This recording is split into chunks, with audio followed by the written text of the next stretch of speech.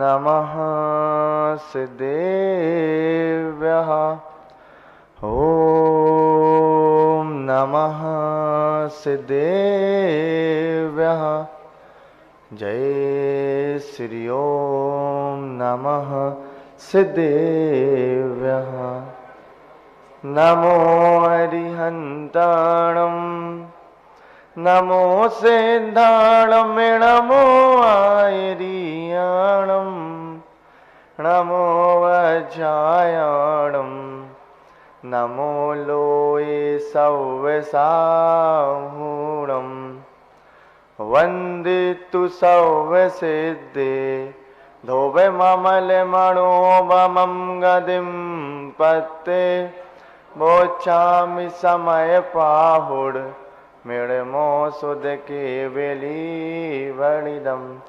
बोलिए पंच परमेष्टि भगवान की, मूल नायक श्री शांतिनाथ भगवान की, चैतन्य चमत्कारी चिंतामणि मम इष्टदेव उपासनाथ भगवान की, आचार्य प्रवर आचार्य भगवंत श्री कुंद कुंद महाराज की, संत शिरोमणि आचार्य भगवंत श्री 108 विद्यासागर जी महाराज की, परमोपकारी निर्यापक श्रवण मुनि पुंगव श्री सुधासागर जी महाराज की, समस्त मुनि संघ की।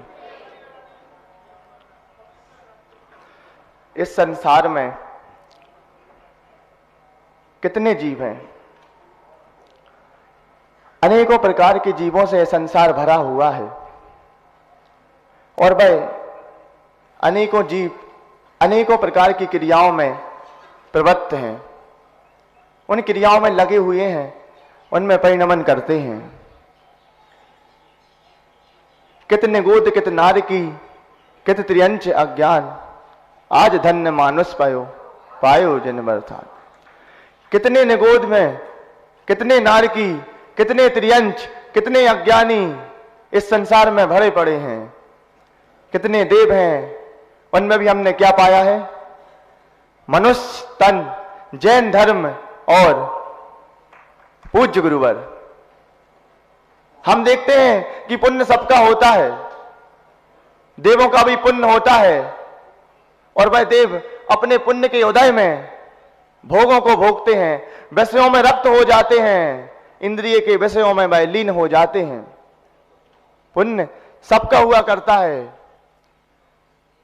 कुछ संसारी जीव अपने पुण्य के उदय में वह धर्म से च्युत होकर भोगों में लग जाते हैं।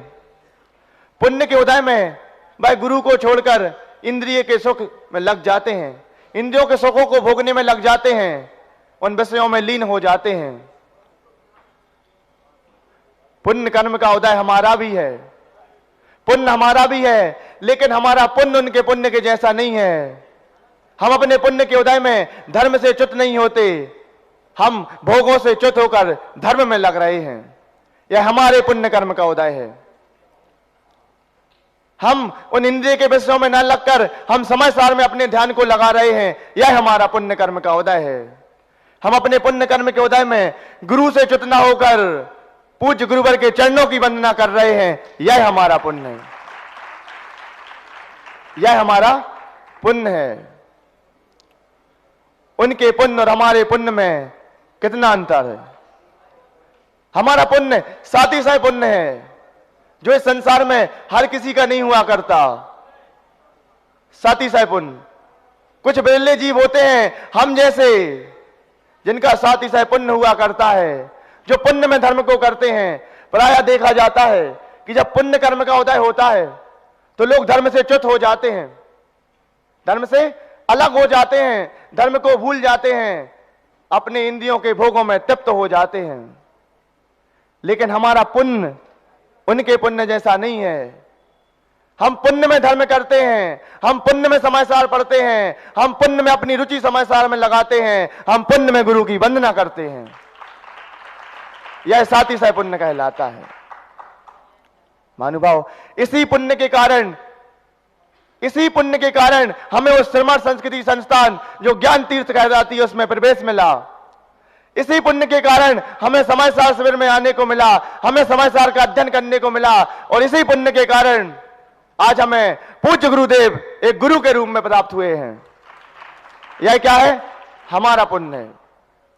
महाराज, उसी पुण्य के कारण आज मुझे यहां बैठने का सौभाग्य मिला है और यहां बैठकर अपने दो शब्द रखने का यह परम सौभाग्य प्राप्त हुआ है।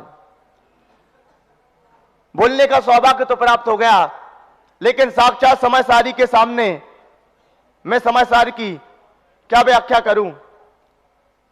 जिन्होंने समय सार को मात्र पढ़ा नहीं है, जिन्होंने समय सार को समझा नहीं है, जिन्होंने समय सार की एक एक गाथा को अपने जीवन में जिया है। महाराज, मैं अज्ञानी, ना मैंने समय सार को समझा है, ना इसका अध्ययन किया है, ना इसका अनुभव किया है, ना इसे जीवन में उतारा है, लेकिन फिर भी मुझे भक्तांबर जी के वह छठवें काव्य की वह दूसरी लाइन याद आती है, त्वद भक्ति रेव मुखरी कुरुते वलान माम। बस आपके भक्ति के वशीभूत होकर मैं कुछ बोलना चाहता हूं, बाकी अल्पस्वतम मुझे कुछ नहीं आता महाराज। ना मैं जानता हूं समय सार है क्या, ना मैंने समय सार का रसास्वाद किया है। आपकी भक्ति के वशीभूत होकर मैं कुछ बोलना चाहता हूं, बाकी तो मैं अल्पज्ञ हूं। भगवान, न जाने हम इस संसार में किन किन दरबारों पर भटक रहे थे, कितनी चौखटों पर अपना माथा टेक रहे थे, कहां कहां जाकर हम मन्नतें मांग रहे थे, लेकिन एक सहारा मुझे याद आ रहा है, वो कबीर और कमाल का वह प्रसंग। कबीर एक चक्की को देखकर बोलते हैं, जाना कोई। भगवान उसी प्रकार है, चक्की के समान है संसार जो चल रहा है, और इस संसार में वो चक्की के जो पार्ट होते हैं वह राग और दोष की तरह होते हैं। इस राग और दोष रूपी दो पार्टों के बीच में जो भी दाना रूपी जीव आता है वह पिसता जाता है, घूमता जाता है। हे भगवान, उसी प्रकार हम इन राग दोष, इन मिथ्यात्व कुदेव कुगुरुओं के बीच में हम पिसते जा रहे थे और संसार में घूम रहे थे, पंच परावर्तन को पूर्ण कर रहे थे। लेकिन भगवान, उसके बाद हमें कमाल का प्रसंग याद आता है कि चलती चाकी देखकर दिया कमाल हंसाए, कील सहारे जो खड़ा बाल न बाका जाए। भगवान, जब हम भटक रहे थे, जब हम पिस रहे थे, उसी चक्की के बीच में एक कील होती है, एक लकड़ी होती है। उस लकड़ी के सहारे जो दाना रुक जाता है, उस लकड़ी को जो दाना पकड़ लेता है, उस पर जो सिद्धांत कर लेता है, उसका बाल भी बाका नहीं होता, दोनों पार्ट घूमते रहते हैं, लेकिन उसको कोई छू नहीं सकता। बस उसी सहारे के रूप में हमें पूज्य गुरुदेव मिल गए, और जब इनके सहारे हम टिक गए तो ना मैं राग छू पा रहा, ना दोष छू पा रहा, और ना कोई मिथ्यात्व हमारे पास आ पा रहा। ऐसा सहारा भगवान। एक बार आचार्य श्री अपने भक्तों से कहते हैं कि जब भी मैं बाहर निकलता हूं, जब भी मैं विहार करता हूं या अपने कक्ष से बाहर आता हूं, तुम सारे के सारे भक्त मुझे घेर लेते हो, मेरे चारों तरफ से मुझे घेर लेते हो। तुम तो इस प्रकार घेर लेते हो जैसे कि किसी गुड़ को चींटियां घेर लेती हैं। तुम ऐसे घेर लेते हो जैसे कि गुड़ को चींटियां घेर लेती हैं। महाराज का प्रसंग सुनते ही भक्तों के बीच में से एक भक्त बोलता है, वह भक्त और कोई नहीं था, वह भक्त हमारी संस्थान का एक विद्वान भाई था। वह भक्त जैसे ही आचार्य भगवंत के प्रसंग को सुनता है, उसके बाद में बोलता है कि ये भगवान, इसमें गलती चींटियों की नहीं है। क्या? इसमें गलती चींटियों की नहीं है। अगर गुड़ इतना मीठा नहीं होता तो चींटियां उसके पास नहीं आती। अगर गुड़ इतना मीठा नहीं होता तो चींटियां उसके पास नहीं आती। हे महाराज, मैं भी कहना चाहता हूं, अगर आप वीतरागी नहीं होते तो हम आपके रागी नहीं होते, मगर आप वीतरागी हैं तो हम आपके रागी हैं। महानुभाव, राग भी दो प्रकार का हुआ करता है। अगर हमें राग करना है, अगर हमारी राग करने की आदत हम नहीं छोड़ पा रहे, अगर हम राग को त्याग करने में समक्ष नहीं है, सामर्थ्य नहीं है, राग करो, आप खूब राग करो। किससे? ये पता होना चाहिए कि किससे। आप धर्म से राग करो, धर्मात्मा से राग करो, समय सार से राग करो, आचार्य भगवंत से राग करो, पूज्य मुनि पुंगव से राग करो। यह राग हमारा राग नहीं, यह राग हमारा प्रशस्त राग कहलाता है। जो वीतरागी से राग करता है उसका राग कर्मों से छूटने में कारण बनता है, और जो रागी से राग करता है वह संसार में भटकाने का कारण बनता है।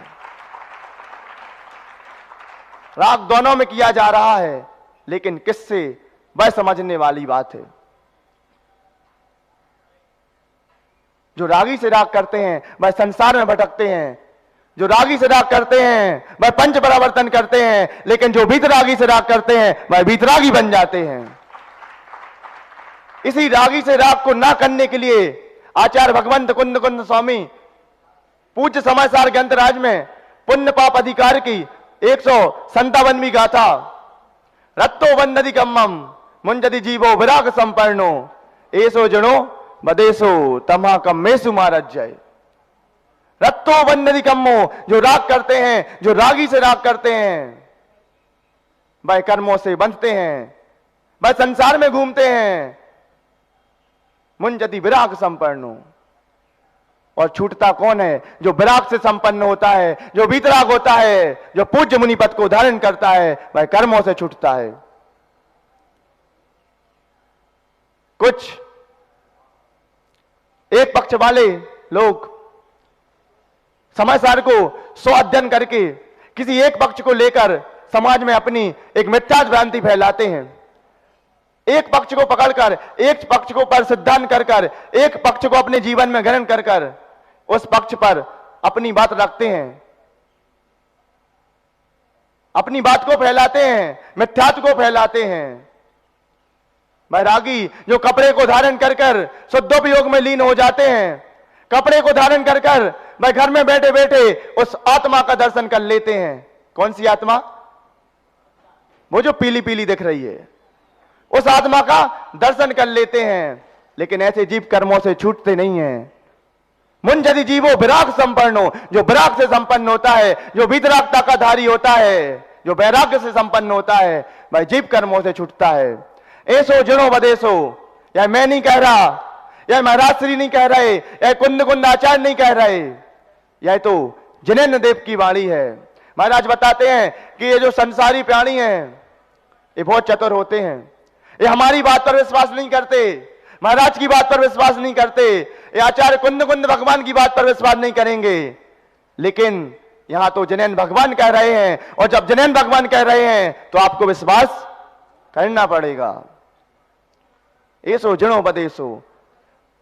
आप लोग ने देखा होगा हमारे कितने महान महान आचार्य हुए, कितने महान महान ग्रंथों की रचना की। कुंद कुंद स्वामी ने 84 पहाड़ों की रचना कर दी, लेकिन कहीं भी उनने अपनी विशेषताओं को, अपनी उपाधियों को कहीं भी वर्णन नहीं किया। हमेशा वह स्वयं को अल्प बताते हैं। मानतुंग महाराज ने भक्तांबा जी को लिख दिया, लेकिन वह भी क्या बोलते हैं? अल्प सुतम सुरबताम परिहास धामे। इतनी विनय हमारे आचार्यों के अंदर। और अगर आपको विनय का एक साक्षात उदाहरण देखना है तो पूज्य गुरुदेव हमारे सामने विराजमान है।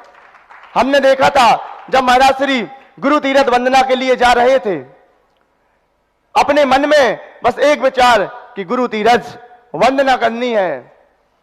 ना सुबह ना शाम, ना पैर ना हाथ, कुछ नहीं देख रहे, क्या करनी है? गुरु तीर्थ वंदना। भाईदरस जब आचार्य भगवंत के समक्ष पहुंचते हैं, इतनी विनय, बिल्कुल एक बालक की तरह, भगवान मैं तो कुछ नहीं जानता, मैं तो कुछ नहीं हूं। यह दृश्य हम सबने देखा है, हमारी आंखों में वह दृश्य आज भी झलक रहा है। इतनी विनय, बिल्कुल बालक के समान, आंखों से आंसू बह रहे हैं। महाराज के चरण अपने सिर पर रखते हैं, महाराज मैं कुछ नहीं जानता। तो ऐसी विनय आचार्यों ने अपने शास्त्रों में प्रकट की है। तम्मा कम में सुमारत जाए, फिर भी तू इन कर्मों में क्यों रमता है। इसी को और अच्छे तरह से समझाते हुए आचार्य पूतपा स्वामी ने स्टोपदेव जी में लिखा है, बद्धते मुच्यते जीवा सममो निर्ममा के मात तस्मात् सर्व प्रयत्न ने निर्ममत्तम विचिंतित। बंधते मुच्यते जीवे, बंधता है और छूटता है जीव, सममो निर्ममा के मात, जो ममत्व से सहित होता है और ममत्व से रहित होता है, इसे क्रम से लगाना है।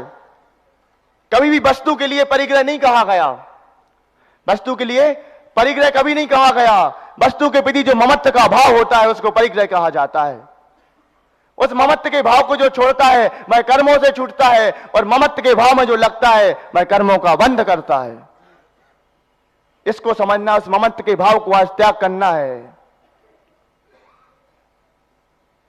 पूरे प्रयत्न लगा दो इस ममत्व को छोड़ने में, और पूरे प्रयत्न लगा दो इस निर्ममत्व का ध्यान करने में।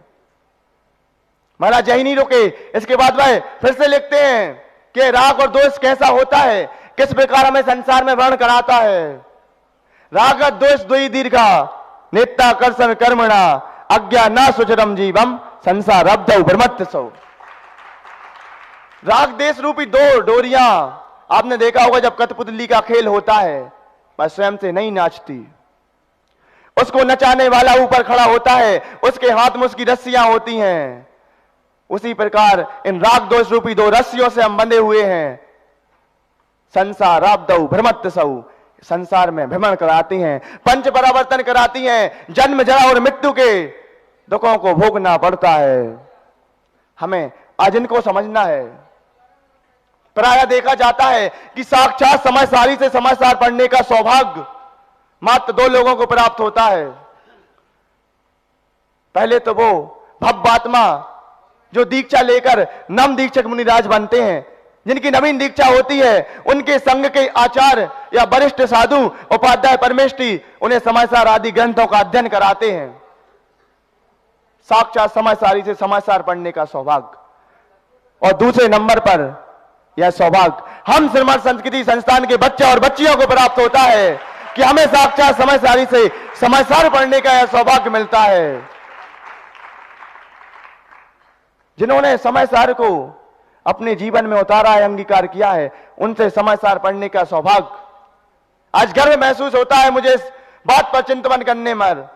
लोग तरस जाते हैं भगवान का पाठ प्रक्षालन करने में, महाराज के दर्शन करने में, महाराज को आहार देने में, लेकिन महाराज हमें क्या बोलते हैं? अपना बेटा, अपनी बच्ची। मैं पूछना चाहता हूं पूरे भारत से, है कोई ऐसा श्रीमद संस्कृति संस्थान के बच्चे और बच्चियों के अलावा कि कोई दिगंबर संत से अपना बच्चा और बच्ची बोलता हो? ऐसे दिव्य ज्ञान विकार रूप सूरज हमारे पास हैं, और मात्र गुरुजी हमारे पास नहीं है, मात्र महाराज हमारे पास नहीं है। जितने महाराज हमारे पास हैं उतने ही हम भी महाराज के पास हैं।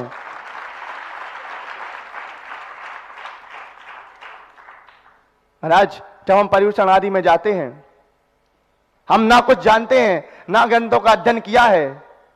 एक भय अंदर होता है, लेकिन उस भय के ऊपर एक शक्ति होती है। क्या होती है?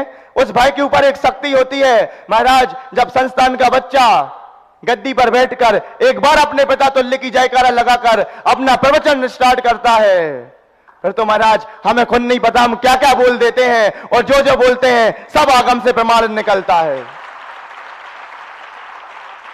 यह सब गुरु कृपा का, गुरु महिमा का और गुरु आशीर्वाद का फल है। मैं तो ठेठ बांस था, गुरु कृपा से बांसुरी बना। मैं तो ठेठ बांस था, कहां कहां भटकाया जा रहा था, कहां कहां मारा जा रहा था, किन किन भोगों को भोग रहा था, किन किन संगतियों में पड़ा था, लेकिन गुरु कृपा से मैं बांसुरी बन गया। गुरु कृपा से मेरे अंदर बोलने की वो क्षमता आ गई। गुरु कृपा से आज यहां बैठने का सौभाग्य मिल गया, और गुरु कृपा से मैं बांसुरी बन गया। गुरु की कृपा से मेरे अंदर सुर आ गए। भगवान जो कुछ हूं, जो कुछ हूंगा या आगे जो कुछ बनूंगा, सब आपकी कृपा से। मैं आपके सामने तो कुछ नहीं हूं, मैं फिर से उस लाइन को दोहराता हूं, त्वद भक्ति रेव मुखरी कुरुते बलानमान। बस आपकी भक्ति के वशीभूत होकर जो बोला है, सब आपकी भक्ति के वशीभूत होकर, आपकी महिमा से, आपके आशीर्वाद से मैं कुछ बोल पाता हूं। भगवान, जो हम लोग समय सार का अध्ययन कर रहे हैं, इस समय सार को अभी हम ज्ञान के रूप में अंगीकार कर रहे हैं। समय सार को ज्ञान के रूप में हम अपने अंदर धारण कर रहे हैं। इस ज्ञान को अपने चारित्र में धारण करना है। महाराज, जो आज समय सार को हम ज्ञान के रूप में अंगीकार कर रहे हैं, यही ज्ञान रूप समय सार हमारे अंदर चारित्र के रूप में हमारे अंदर ग्रहण हो जाए, हमारी हर एक क्रिया में समय सार आ जाए, हमारा जीवन समय सारी बन जाए। बस इस आशीर्वाद की आपसे कामना करता हूं भगवान, कि हमारा जीवन भी समय सारी बने, हम भी इस समय सार को समझें, इसका अनुभव करें, इसको अपने जीवन में धारण करें। और जिस दिन हम इसको अपने जीवन में धारण कर लेंगे, उस दिन हमारा समय सार पढ़ना धन्य हो जाएगा। अगर हम समय सार को पढ़कर भी इस राग और दोष को नहीं समझ पाए, कितनी गाथाओं में आचार्य कुंद स्वामी ने राग और दोष का वर्णन किया है, कितनी गाथाओं में राग और दोष का वर्णन किया है। हम किन से राग और दोष करते हैं? आप एक बार स्टोपदेव जी ग्रंथ का अध्ययन करें, हम सबने तो किया है, मैं बाकियों को बताना चाहता हूं। इतना सरल ग्रंथ, हर चीज का वर्णन है।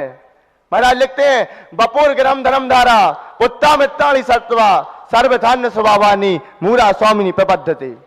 किन से राग करते हैं हम? घर से, पत्नी से, बच्चों से, मकान से, गृहस्थी से, शत्रु से और मित्र से। कोई शत्रु है, हम क्या बोलते हैं? यह मेरा शत्रु है।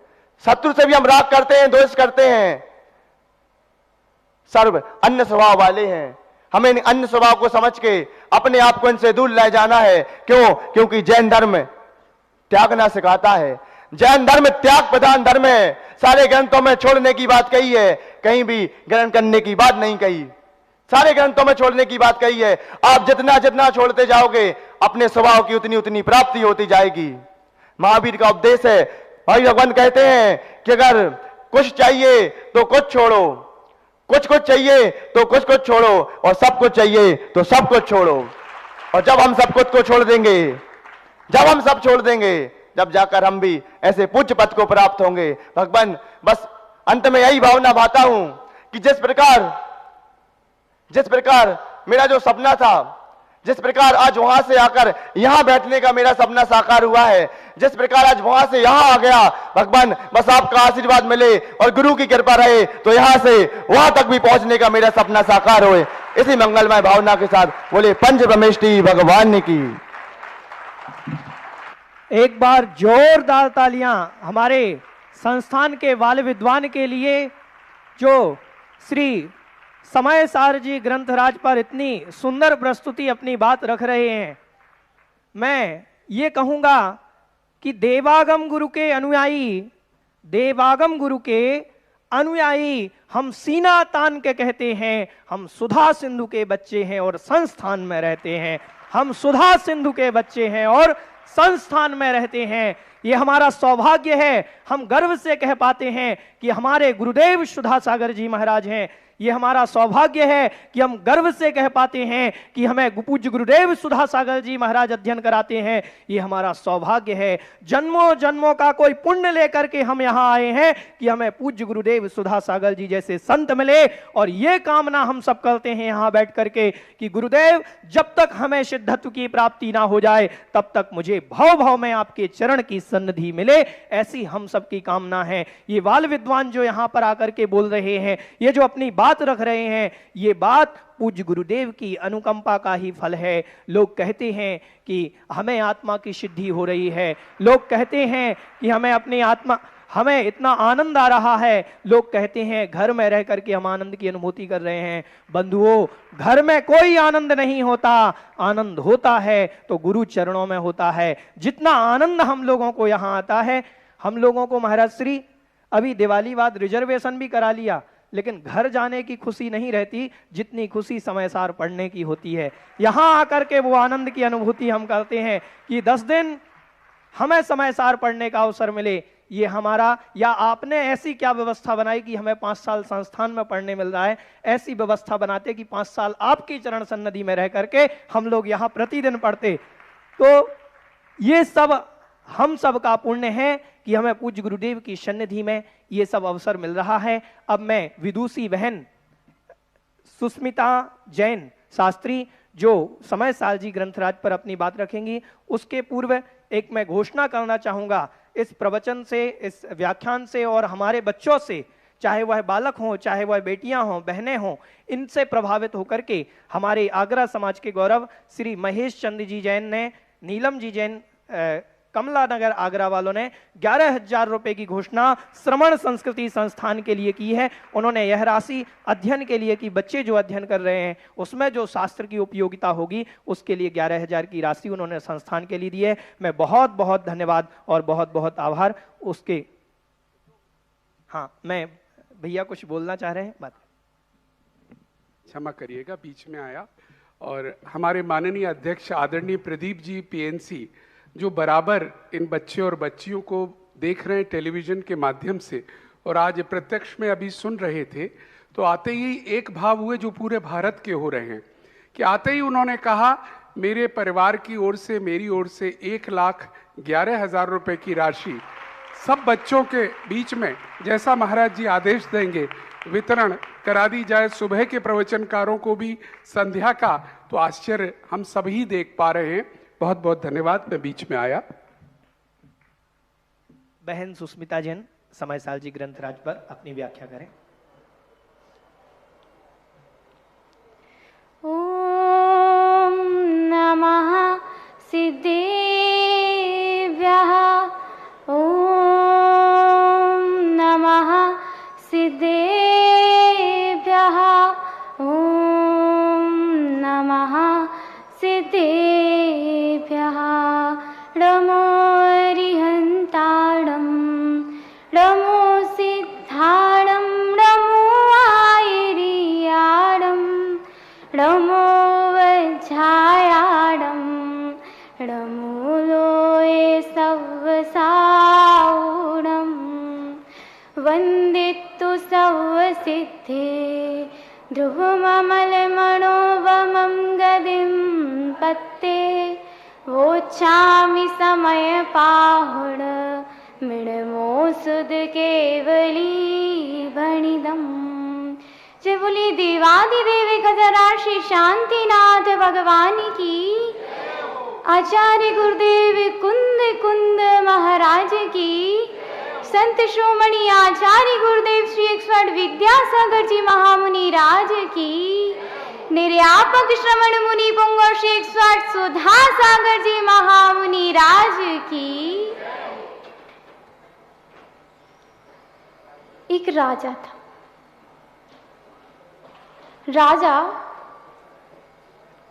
राजा था, उसकी कितनी रानियां थी? 100 रानियां। अब उसकी जो 100 रानियां थी, वह रानियां इतनी महान थी कि वह आहार दान देने में, आहार बनाने में बहुत पारंगत थी। और उनका जो नगर था, उस नगर के बाहर एक साधु का आगमन हुआ। और जैसे ही उनको पता चला कि हमारे नगर के बाहर एक साधु का आगमन हुआ है, दिगंबर साधु का आगमन हुआ है, और वह साधु क्या कर रहा है? मासिक उपवास कर रहा है। उसके मासिक उपवास चल रहे हैं। तो उन्होंने सोचा कि क्यों ना हम इनकी पालना कराने के लिए चलें। उनके मन में यह विचार आया, तो वो सभी रानियां जाने लगी कि आज हम मुनिराज की मासिक उपवास की पालना हेतु चलेंगे। उन्होंने पूर्ण रूप से तैयारी कर ली, आहार ले लिया और वह जाने लगी। अब जाने लगी तो रास्ते में क्या हुआ? नदी आई। उस नदी में इतनी बाढ़ आई हुई थी कि वह पार करने के काबिल नहीं थी। जब उन्होंने देखा कि अब तो ये तो परेशानी हो गई, कैसे जाएंगे मुनिराज को आहार देने, उनकी पालना किस प्रकार होगी? तब उन्होंने निवेदन किया विनय पूर्वक कि हे जलदेव, आप क्या कीजिए, आपसे मेरा एक विशेष निवेदन है कि मुझे मेरे गुरुदेव मेरे इस दिगंबर साधु को मासिक उपवास की पारणा हेतु जाना है, कृपया कर मुझे रास्ता दीजिए, आप अपने बहाव को थोड़ा कम कीजिए। तो जैसे ही ये शब्द उन्होंने सुने, वह नदी का पानी कम हो गया, उनको रास्ता मिल गया जाने का। जब वह उन मुनिराज की पारणा हेतु पहुंच चुके थे, तो उन्होंने उनकी पारणा कराई और मुनिराज से कहा कि मुनिराज, आपकी पारणा हेतु जब हम आ रहे थे तो भयंकर नदी में बाढ़ आने के कारण हमें रास्ता ही नहीं मिल रहा था। फिर हमने निवेदन किया और हम इस तरह आपके पास पारणा हेतु आए और आपकी पारणा कराई। अब प्रश्न ये है कि आ तो गए, अब जाएंगे किस प्रकार? जाना भी उसी रास्ते से है, बाढ़ अपनी चरम सीमा पर है, जाएंगे किस प्रकार? तो उन्होंने कहा, मुनिराज ने कहा कि सुनो, जिस प्रकार जो वाक्य बोलकर तुम मेरी पारणा हेतु आए थे, वही वाक्य बोलकर तुम वापस जाना, तुम्हें रास्ता मिल जाएगा। उन्होंने कहा, मुनिराज ऐसा कैसे हो सकता है? हम तो आपकी पारणा हेतु बोलकर आए थे और आपकी पारणा तो हो चुकी है, फिर ये कैसे संभव है? वह हमें रास्ता कैसे देंगे? तो मुनिराज ने कहा, नहीं, तुम जाओ, तुम्हें रास्ता मिल जाएगा। जब वो गए तो उन्होंने फिर से वही वाक्य दोहराया और वो अपने महल तक आई। उन्होंने राजा से प्रश्न किया कि राजन, ऐसा कैसे हो सकता है? ऐसा कैसे हो सकता है कि जब हम जा रहे थे पारणा कराने हेतु तब भी वही वाक्य बोला, और जब वापस आ रहे थे तब भी वही वाक्य बोला, और दोनों में हमें जाने का उन्होंने रास्ता दे दिया। तो राजन ने क्या उत्तर दिया, सुनिए। राजन ने कहा कि रानी, यही तो है कि मुनिराज भोग करते हुए भी उन भोगों के भोक्ता नहीं हैं, उनको सेवन करते हुए भी उनको सेवन नहीं करते हैं। उन्होंने पारणा की, परंतु उनके मन में ये भाव थोड़ी है कि ये पारणा, ये आहार मेरे लिए क्या है, मेरे शरीर को पुष्ट करेगा या मेरे जो शरीर क्रश हो रहा है उसको पुष्ट करेगा, मुझे बलशाली बनाएगा। ये भाव उनके नहीं थे। भाव क्या थे कि ये सब तो क्या है, मेरे आहार क्या है, वो तो हम अपनी साधना के लिए ग्रहण कर रहे हैं। तो इस प्रकार से राजा ने जब उनको उत्तर दिया तो वो समझ गई। फिर उन्होंने कुछ प्रत्युत्तर में नहीं कहा। देखिए, जिस प्रकार उस राजन ने उत्तर दिया कि ये सभी जो मुनिराज ने आहार ग्रहण किया था वह उनका क्या है, उन सेवते हुए भी उन्होंने उसका सेवन नहीं किया। उसी प्रकार हमारे आचार्य कुंद देव हमसे कितना कह रहे हैं, कितनी गाथाओं में उन्होंने कहा कि चेत जाओ, चेत जाओ, यह जो समय सार है यह किसके लिए है, तुम्हारे लिए है।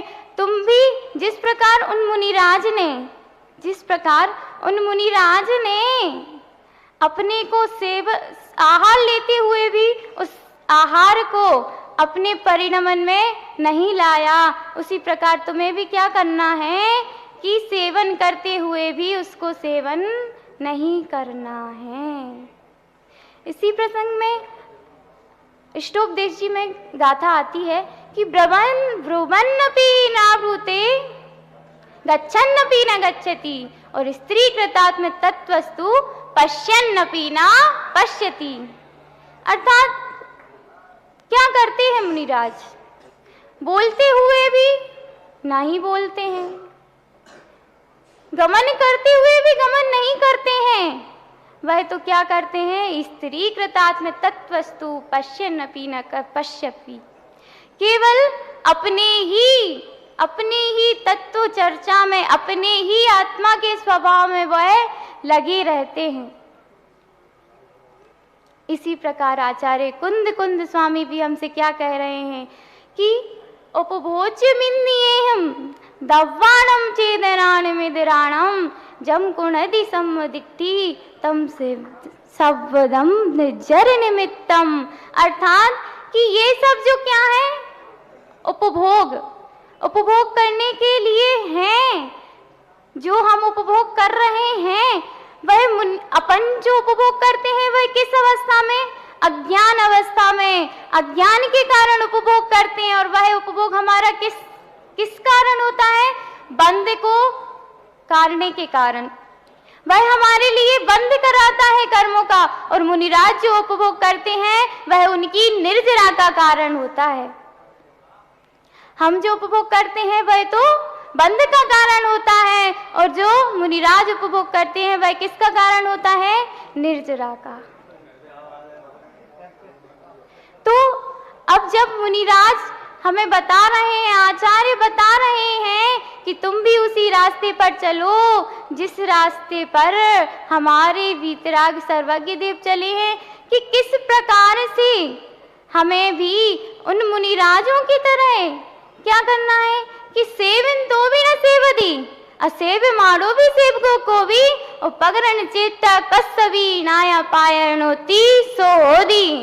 अर्थात सेवते हुए भी सेवन नहीं किया है। जिस प्रकार एक मुनीम होता है, मुनीम का कार्य क्या होता है कि सेठ के जितने भी व्यापार आदि से संबंधित कार्य हैं उन सभी कार्यों का लेखा जोखा करना, उन सब में कितनी हानि हो रही है, कितना लाभ हो रहा है, उन सब का लेखा जोखा करना।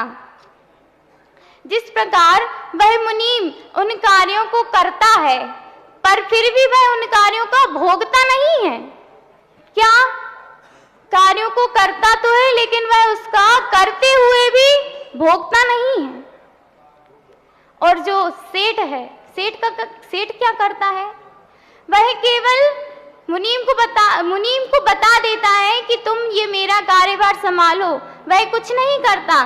तो वह सेठ क्या करता है कि कार्य ना करते हुए भी उसका जितना राग है वह किसके कारण है, कार्य ना करने के कारण भी उसका राग उसमें लगा हुआ है। वह कार्य ना करते हुए भी उस कार्य को कर रहा है, उसका उपभोगता है। लेकिन जो मुनीम है वह कार्य को कर तो रहा है लेकिन उसका भोगता नहीं है। यदि उसको व्यापार में लाभ हुआ है तो क्या वह उस लाभ को भोग सकेगा? नहीं, वह भोग तो कौन करेगा? सेठ, क्योंकि धन उसी के पास जाएगा, धन तो उसी के पास जाएगा। तो उसका उपभोक्ता कौन है? सेठ। तो आचार्य कुंद स्वामी जी हमें कितना समझा रहे हैं कि तू भी क्या कर, सेवन तो बिना सेवदी, सेवते हुए भी सेवन मत कर। आचार्य कुंद स्वामी ने तो हमें बता दिया, लेकिन जब ये गाथाएं लिखी हुई हैं, जब हम स्वयं से इनका अर्थ लगाते हैं तो हमें वह अर्थ समझ में नहीं आएगा। क्यों? क्योंकि हम उस अर्थ का अनर्थ भी ग्रहण कर सकते हैं। जैसे कि एकांतवादी, वो क्या करते हैं, उनके पास थोड़ी गुरु है कि उनके पास थोड़े गुरु हैं कि जो उन्हें सच्चा उपदेश दें, वह सत्य ग्रहण कर सके। पर हमारे पास तो पूज्य गुरुदेव हैं कि जो हमारे लिए सच्चा उपदेश दे रहे हैं समय सार जी का, और हम उस सच्चे उपदेश को ग्रहण कर पा रहे हैं। तो ये सब किसकी कृपा है? पूज्य गुरुदेव की, कि पूज्य गुरुदेव हमें इतना दे रहे हैं कि यदि इतना देने पर उसमें से हम कुछ रंच मात्र भी ग्रहण कर लें तो हमारा जीवन सफल हो जाएगा। तो गुरुदेव के चरणों में 2 पंक्तियां कहूंगी कि गुरुदेव, आपने हमें दिया दे दिया, यानी हम तो अज्ञानी जीव हैं, आपने हमको दिया दे दिया। उस दिए के माध्यम से आप बता रहे हैं कि तुम अपने जीवन को जितना रोशन कर सकते हो उतना रोशन कर लो, क्योंकि मैंने तो तुम्हें दिया दे दिया है, मैंने तो तुम्हें दिया दे दिया है। अब तुम्हारी इच्छा कि तुम उस दिए को किस प्रकार से प्रज्वलित करते रहोगे कि उसको बुझा दोगे। तो देखिए गुरुदेव की कितनी असीम अनुकंपा है हमारे ऊपर कि जिसको समय सारजी ग्रंथ दर्शन नहीं होते, जिसके देख नहीं सकते लोग समय सारजी ग्रंथ को, और यदि देख भी लें, कुछ पढ़ भी लें, तो वो सही अर्थ ग्रहण नहीं कर सकते। क्यों? गुरु के अभाव के कारण। अभी पूज्य गुरुदेव ने सुबह ही कहा था कि जो एकांतवादी लोग हैं उनके गुरु का कुछ पता है कि उनके गुरु कौन है? नहीं पता। पर हमारे पूज्य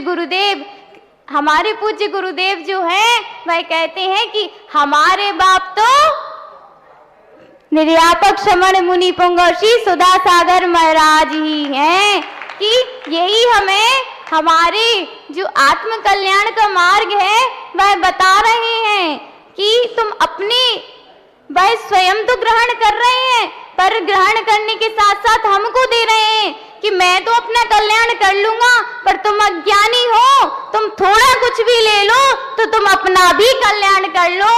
वो ये नहीं सोचते कि मेरा कल्याण हो रहा है, मुझे दुनिया से क्या मतलब। पर वो हम बालिकाओं के बारे में सोचते हैं कि यदि मैं अपना कल्याण कर रहा हूं तो तुम भी अपना कल्याण कर लो, तुम भी अपना कल्याण कर लो। इसी प्रकार से गुरुदेव के चरणों में नमन कर रही हूँ और दो पंक्तियों से अपनी वाणी को विराम दूंगी। संसार में गुरु कृपा सबसे निराली, होली यही दशहरा यही है दिवाली। जो शिष्य है वह सदैव ऋणी रहेगा, 100 जन्म लेगा फिर भी ना चुका सकेगा, 100 जन्म लेगा फिर भी ना चुका सकेगा। अर्थात हम गुरु जी के उपकार को 100 जन्म भी ले लें तो गुरु जी का उपकार हम चुका नहीं सकते। ऐसी मंगल भावना के साथ बोली महावीर भगवान की जय। एक बार जोरदार तालियां इस बहन के लिए कि हम 100 जन्म लें तो भी गुरु के उपकार को नहीं चुका सकते। कहते हैं कि तेरे एहसान का बदला चुकाया जा नहीं सकता। हे गुरुदेव, आपके जितने एहसान हम बच्चों पर हैं, हम सोचे जब तक हमें सिद्धत्व की प्राप्ति नहीं हो तब तक भी हम चुकाएं तो वो चुकने वाले नहीं हैं। देखिए बहुत सारे विद्वान, एक हमारे भैया आए थे, वो वीर रस में अपना व्याख्यान करके गए और हमारी बहन आई शांत रस में अपना व्याख्यान करके गई। व्याख्यान करने की शैली यहाँ पर संस्थान में एक रस नहीं 9 रस पाए जाते हैं। आप जिस रस में वक्ता चाहते हैं कि हमारे यहाँ शांत रस का विद्वान चाहिए, हमारे यहाँ वीर रस का विद्वान चाहिए, तो वो विद्वान विदुषियां बहनें हमारे यहाँ से उपलब्ध हो सकती है। इतना सुंदर शांत रस में, इतनी मीठी आवाज में उन्होंने अपनी बात रखी और बहुत अच्छा प्रस्तुतिकरण। अब मैं निवेदन करूंगा आदरणीय भैया से कि आगे के कार्यक्रम का संचालन मनोज भैया करेंगे। एक बात और मैं आपसे कहना चाहूंगा कि श्रवण संस्कृति संस्थान कोई पत्थर की दीवार नहीं है। श्रवण संस्कृति संस्थान कोई ईंटों की दीवार नहीं है। ये वो संस्थान है जो अचेतन होकर के भी चेतन कृतियों को सम्यक्त्व का कारण है। यह वह संस्थान है जो अचेतन होकर के भी हमारे लिए सम्यक दर्शन का निमित्त है। ऐसे संस्थान में हम जो पढ़ रहे हैं और पूज्य गुरुदेव के मुखारविंद से समय साल जी का अध्ययन करने का अवसर मिल रहा है, ये हमारा सौभाग्य है। इसे अहोभाग्य मान करके, सौभाग्य मान करके अपने जीवन में उतारना है और अपने जीवन को मंगलमय बनाना है। आगे मनोज भैया। बहुत बहुत धन्यवाद। चलिएगा आज की सभा को, द्वितीय सत्र को प्रारंभ करते हैं, प्रवचन सत्र, और अनुरोध करेंगे आज के जितने भी शांति धारा के मुख्य पुण्यार्जक हैं कृपया करके पाद प्रक्षालन करें और जिनवाणी भेंट करें और यहाँ पर आकर दीप प्रज्वलन और चित्र अनावरण में हमें सहयोग प्रदान करें।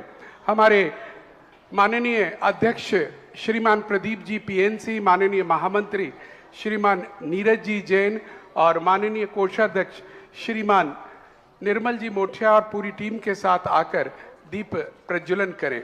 बंधुओं, एक मैनेजमेंट का हमको एक स्लोगन दिया जाता था कि कोई प्रोडक्शन करना है, किसी चीज को आगे बढ़ाना है तो उसको मल्टीप्लाई करो।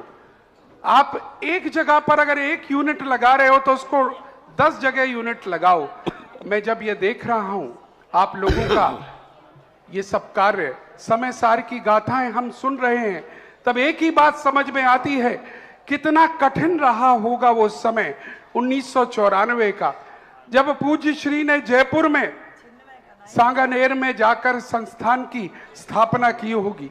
कितना कठिन समय रहा होगा, जो एक बहुत बड़ा विचारधारा भारत के घर घर में प्रवेश कर रही थी, उसको रोकने का, श्रम करने का सोचा भी गया।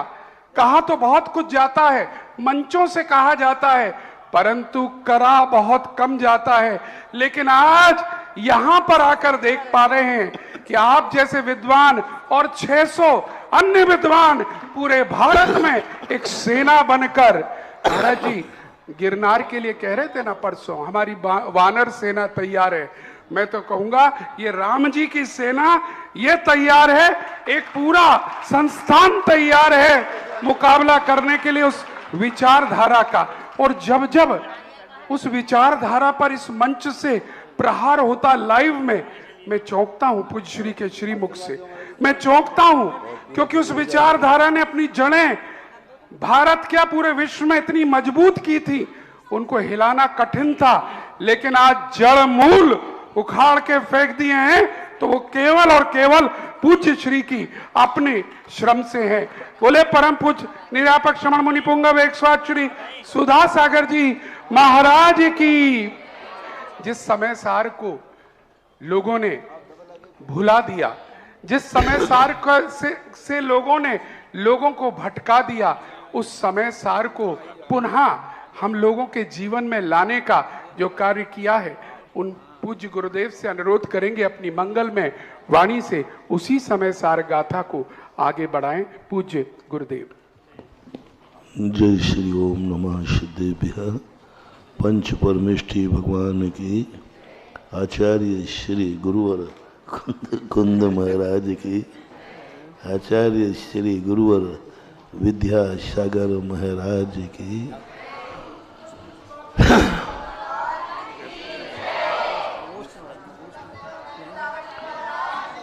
एक ही वस्तु किसी के हाथ में चली जाए तो वह वस्तु निर्मूल हो जाती, वही वस्तु किसी अच्छे आदमी के हाथ में चली जाए तो अनमोल हो जाती।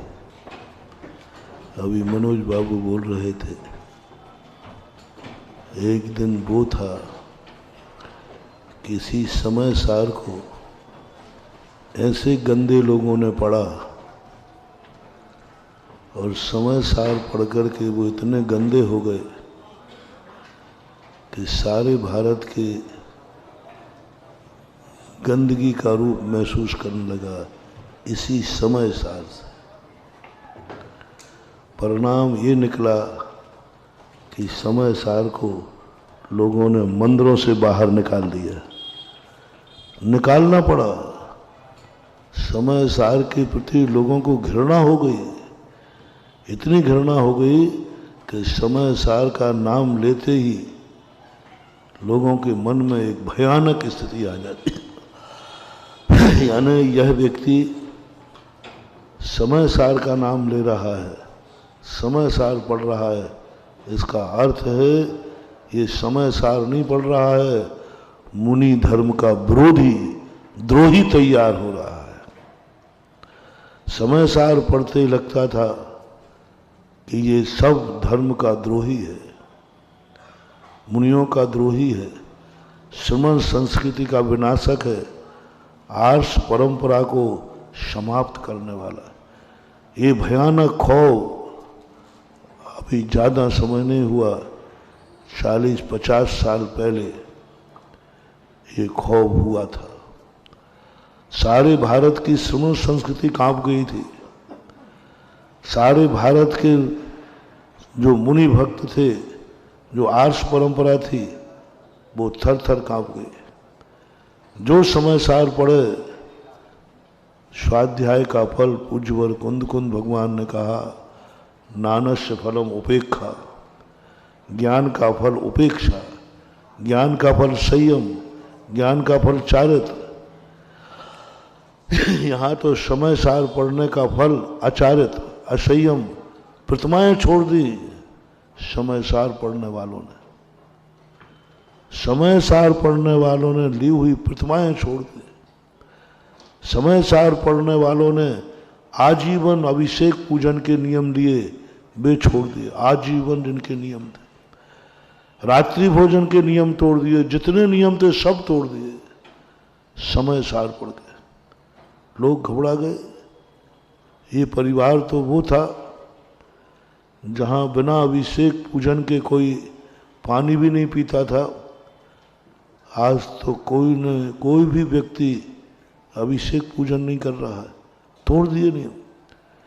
ये घर तो वो था जहां मुनि नगर में आ जाएं तो इस घर में आहार किए बिना विहार नहीं कर सकते थे। ये घर को क्या हो गया, आज मुनि सामने से निकल जाएं तो नमोस्तु करने वाला भी नहीं रहा। ये भयानक रूप बहुत तेजी से समय कोरोना के समान फैल रहा था। इस समय सार के पढ़ने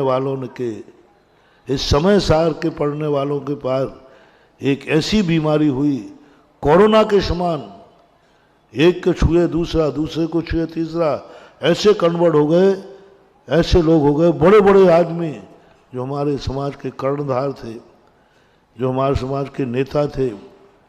और दुर्भाग्य ये था कि हमारे समाज के जो पंडित वर्ग था, विद्वान वर्ग था, वो और एक ही हवा चली थी, सब समय सारी बनो, सब छोड़ो पूजा पाठ, छोड़ो मंदिर, छोड़ो अभिषेक, छोड़ो ये व्रत नियम, छोड़ो ये मुनियों की संगति, बस एक ही बात, बड़े बड़े पंडित। और सामने वाले का ये मिशन था। मिशन में अच्छा बुरा नहीं देखा जाता, युद्ध में अच्छा बुरा नहीं देखा जाता है। जो अन्यायी युद्ध लगते हैं, न्यायी जब युद्ध लड़ता है तो अच्छा बुरा देखता है। वो देखता है कि इस नीति से युद्ध करना चाहिए या नहीं।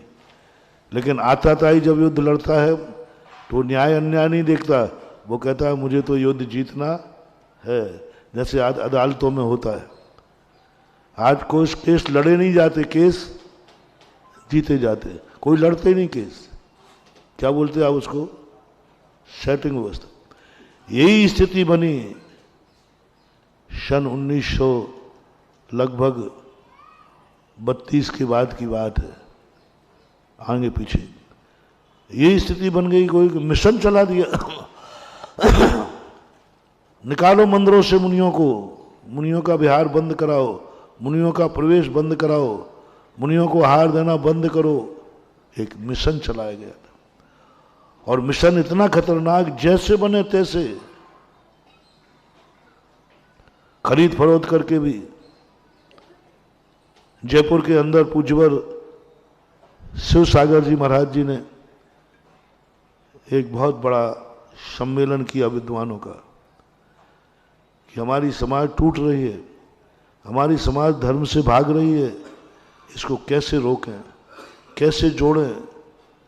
जयपुर के अंदर, खानिया के अंदर शिवपुर पूज्यवर ने पूरे विद्वानों को बुलाया, एकांतवादियों को, सोनगढ़ वालों को बुलाया, और इधर व्यवहार वाले सब विद्वान इकट्ठे हुए। अंत में उनके पास कोई विद्वान उस पक्ष में बैठने को तैयार नहीं था, कोई विद्वान बैठने को तैयार नहीं था, क्योंकि उनके पास आगम था ही नहीं। रात के 11 बजे 1 लाख की पोटली 11 बजे एक पंडित को दे करके उन्होंने हमारे सबसे शीर्षस्थ पंडित को रात के 11 बजे खरीद कर सुबह हमारे विरोध में खड़ा कर दिया। पूज्यवर शिव सागर महाराज देख के स्तब्ध रह गए। यही तो मेरा मुखिया था, यही तो मेरा पंडित था, इसी के सामने तो कोई टिक नहीं सकेगा। उसी के बल पर सबको होता। शाम को मीटिंग की गई कि हमारी पंडित की, हमारी श्रमण संस्कृति का नेतृत्व बनाने पंडित जी साहब करेंगे। प्रस्ताव हो गया, सुबह बैठना है, रात के 11 बजे कमा लूँगा। उस समय 1 लाख रुपया क्या मायना रखता है। पूज्यवर शांति सागर महाराज, हमारे ज्ञान सागर महाराज के भी गुरु, अब देख करके सुबह सब स्तब्ध। पंडित जी तो जाके उस तरफ बैठ गए। अब बहुत तहलका मच गया, क्या करें। पूज्यवर शिव सागर महाराज किम करता मूड हो गए। संवाद महाराज बैठ नहीं सकते, क्योंकि महाराज तो निर्णायक की भूमिका में थे। जब वहां जाकर विवाद हुआ, विसंवाद हुआ, अंत में कोई फैसला नहीं हो पाया, कोई फैसला नहीं हो पाया। जितने भी तर्क वितर्क, क्योंकि सामने मजबूत व्यक्ति बैठ गए और उसने पलट दिया। सिद्धांत खानिया की सिद्धांत चर्चा आज तक भी चर्चित है। और उस समय उन लोगों ने मिशन बना लिया, और आज भी उनका मिशन ही है। आज वो शहर छोड़ चुके हैं, आज उन्होंने मूल स्थान छोड़ दिए हैं, आज गांव को पकड़ रहे हैं, और उन गांवों को पकड़ रहे हैं जिन गांवों में मुनि महाराज नहीं पहुंच सकते, जिन प्रांतों में मुनि महाराज नहीं विहार हो सकता। ऐसे स्थानों पर वहां जाकर के अपना कार्य कर रहे हैं, और उनको खरीद फरोख्त करके उन गरीबों को पैसा देकर, रोजगार देकर उनको कंजाइस्ट बनाया जा रहा है।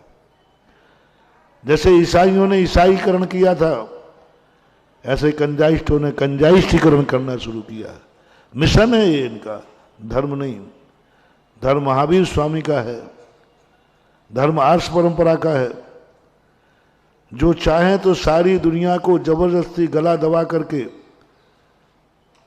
महावीर स्वामी जैनी बना सकते थे। महावीर स्वामी ने कहा नहीं, हमारा धर्म आत्मा बनाना, जैनी बनाना मिशन नहीं है, हमारा जैनी बनाना जैन धर्म है। धर्म में और मिशन में अंतर होता है। मिशन आत्मा की पर्याय होती है, धर्म आत्मा की पर्याय होता है। जब अंदर से स्वीकार करे तब धर्मात्मा कहलाता है।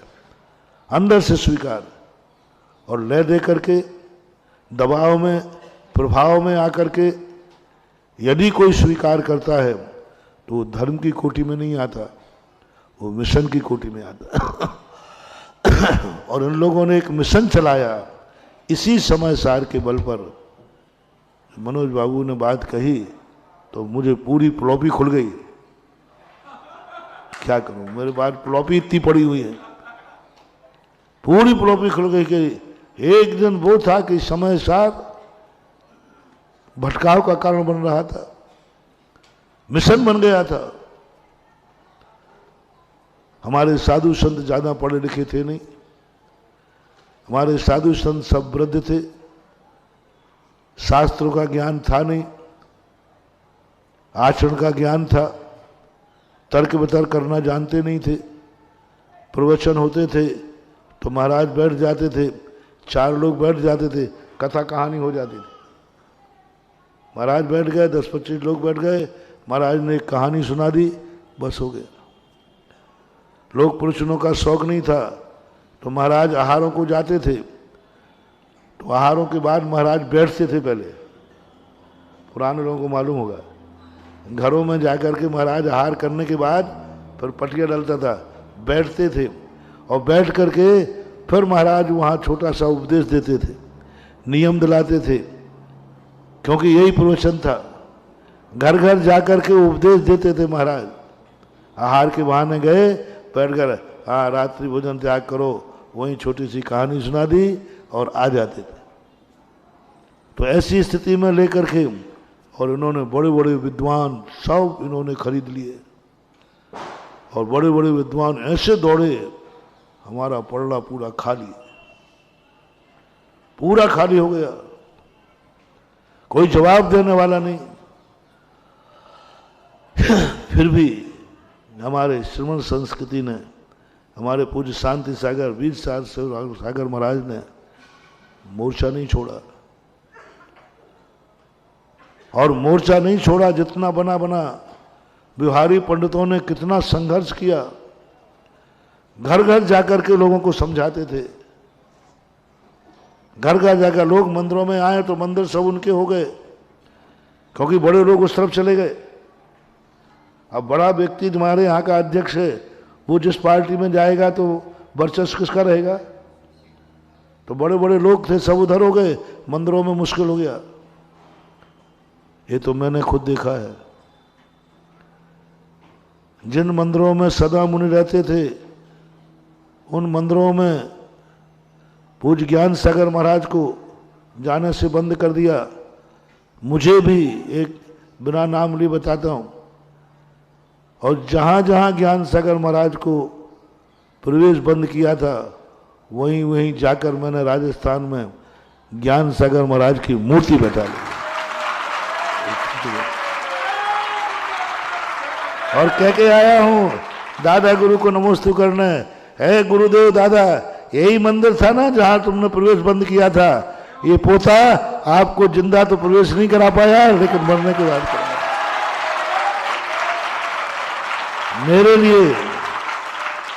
मेरे लिए छेड़ दिया। ऐसे तुम्हारे एमपी में एक स्थान की बहुत पहली घटना है, गांव का नाम मत बताऊं, मैं नहीं बताऊं। इस मंदिर में महाराज जी का प्रवेश नहीं होगा, प्रवेश होना था, बस वो मंदिर उनके हाथ में था। और मंदिर के दर्शन तो बिहार करते समय पड़ता है तो करते ही, नहीं इस मंदिर में महाराज का प्रवेश नहीं होगा। जो मुनि भक्त छोटी समाज थी वो घबरा गई कि महाराज जी यदि गए तो ये लोग प्रवेश करने नहीं देंगे तो महाराज का अपमान हो जाएगा। तो उन्होंने दूसरा रूट बना लिया जिस रूट में वो मंदिर ना पड़े। अब मैंने भी कुछ नहीं कहा, प्रवेश के समय हम क्या करें, आप लोगों की व्यवस्था है। पर किसी ने कान में कह दी महाराज जी इस कारण से रास्ता बदला गया। अरे फिर तो सारे बंधनवारे बंधे रहे, सारे चौक पूरे रहे। जैसे आते था चौराहा आते ही एक छोटे से बच्चे से मैंने पूछ लिया, तुम बड़े लोग तो हमें थक लेते हो। नहीं बना रहता छोटे बच्चे तो उन्होंने बताया मेरा ये चौराहा पड़ता है उधर से, ये रास्ते ऐसे पर उस रास्ते पे पहुंचते ही हमने रूट बदल दिया। मैंने महाराज जी उधर से मत जाओ, मैंने कि वहीं से जाऊंगा और उसी मंदिर में जाऊंगा। और वो मंदिर हमारे पूर्वजों का है, पुरानी प्रतिमाएं। हाँ कंजाइश की प्रतिष्ठित मूर्ति हो तो मैं उस तरफ देखता भी नहीं, नमस्कार की तो बहुत बात रही। हमारे पूर्वजों का है, सीधे गए मंदिर में गए, मैंने देखें कौन रोकता है। उनको उम्मीद नहीं थी कि महाराज इतने बेशरम हैं। उन्होंने कहा कि हम दरवाजे पे खड़े ही नहीं होंगे, हम महाराज को बुलाएंगे ही नहीं, तो महाराज आएंगे क्या। तो दरवाजा खुला था, मैं बिना बुलाए घुस गया। अपने बाप के घर में घुसने में क्या आपत्ति है। अपने बाप का घर अपना घर। जिन्हें भगवान थे बढ़िया दर्शन किए, बढ़िया थे, और बैठो और यहाँ मन की थोड़ा थक गया हूं बैठ लूं। वो मंदिर आज जब ऐसी स्थिति बन गई मंदिरों की, एक स्थान पर जब मैं गया पूज्य आचार्य महाराज के आशीर्वाद से, तो मात्र मुझे 4 से 5 लोग लेने आए। समाज कितनी है, 10 से 12 हजार समाज। और ढोलक कौन से लाए बेचारे, वो एक गले में डालने वाला एक ढोलक चलता था, वो यूं बजता था। वो नीचे वाला नहीं है, वो तो नगाड़ा हो गया, वो यूं बजता था। वो लेके आए। हम और एलक जी थे, निशंक सागर जी। निशंक सागर जी बोले महाराज जी तो मामला करो, कोई आए ना। मैंने कि बिल्कुल बेशरम बन के चलना है। गया बड़े मैं कोई तुम्हारे स्वागत का भूखा नहीं हूं, और मेरे जैसा स्वागत कहीं होता नहीं, ये भी पक्का मानिए। लेकिन जहां धर्म की बात आ जाए वहां कोई स्वागत नहीं। मैं गया, 3-4 दिन प्रवचन होते थे, यूं खड़े होते थे, बिल्कुल नहीं आते थे वो क्योंकि मंदिर वो ही था, तो यूं खड़े हो जाते थे आकर के। मैंने कहा ये हाथ नहीं खुलवाए तो मैं भी 8 दिन बाद 10 दिन बाद प्रवचन हुए, हाथ यूं आए। अब बंधन हो गया, ऐसा बनना बंद हो गया, यूं आए। 10-12 दिन और प्रवचन हुए, हाथ धीरे धीरे यूं हो गए। हमने कहा अभी मजा नहीं आया, अभी मजा नहीं आया। एक कंजाइट ने मेरे ने हाथ जोड़ के कहा, महाराज जी मैं तो आपको हाथ जोड़ रहा हूं, अब तो मुनि विरोधी नहीं हूं। हेड ने कहा था, हेड ने महाराज देखो मैं हाथ जोड़ के खड़ा हूं आपके सामने, अब तो मुनि विरोधी नहीं है। मैंने कही तुम्हारी वंश कौन सा है? जैनी ना? मैंने कही यश नमस्कार तो हमें राहगीर चलते फिरते हरिजन भी कर लेते हैं, कोई भी कर लेता है। तुम कौन हो? बोले जैन हो। मैंने कही ये तो सामान्य लोग, हरिजन, राहगीर कोई भी करता है चलता फिरता। महाराज जी आपसे कभी जीतेंगे कि नहीं? मैंने कही सीधे सीधे आओ तो जीत जाओ। वो पारसनाथ का भजन है ना, आज चौलेश्वर वाले आए कि पारसनाथ के भजन में गाते हैं, मैं चौलेश्वर प्यारो लागे ताकि बाकड़ ली जाड़ा में गेलो भूलो जी मारा पारस जी, ताकि जाड़ा में गेलो भूलो जी मारा पारस जी। बहुत कहते आपके पास आ रहा हूं तो मैं गेलो भूल गया इन झाड़ियों में, पत्थर ने ठोका मार दी, सिर धड़ूका मारे, हम कैसे आपके पास आए? तो अंत में पारसनाथ कहता है, थे राग द्वेष छोड़ो तो झूठ बोलबो छोड़ो, तुम गलत कार्य छोड़ो, फिर मैं सीधो रास्ता बताऊंगा, और सीधे रास्ते से आना तो नहीं भटक जाओ। मैंने कहा तुम सीधे रास्ते पे आ जाओ। दिगंबर जैन कुल में जन्म लेने वाला नवदा भक्ति नहीं करता है, तब तक वो कितनी नमोस्तु कहलाए, वो जैनी नहीं कहला सकता। फिर 15 दिन प्रवचन हुए तो निकलते तो हाथ जोड़ने लगे, कहीं मिल जाते तो हाथ जोड़ लेते थे। उनकी अभी मजा नहीं आया। अंत में 2 महीने के अंदर, वहां 2 महीने रुका सीधा, जो यूं खड़े थे ना उन्हीं के हार करके आया।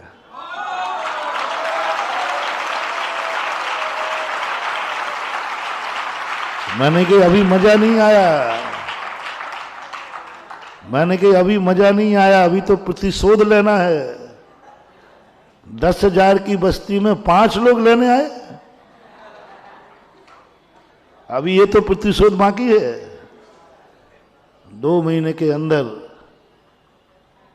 ऐसी स्थिति बनी कि जब उनका शिविर लगा तो मुश्किल से उनके 2,000-3,000 लोग होते थे। उस क्लास में 5-7 लोग ही बचे। वो जयपुर से आने वाला पंडा कहता है ये क्या हो गया? मुझे समाचार मिली महाराज जी अब वहाँ 5-6 लोग बचे हैं। मैंने कही 5-6 लोग मुझे आए थे ना।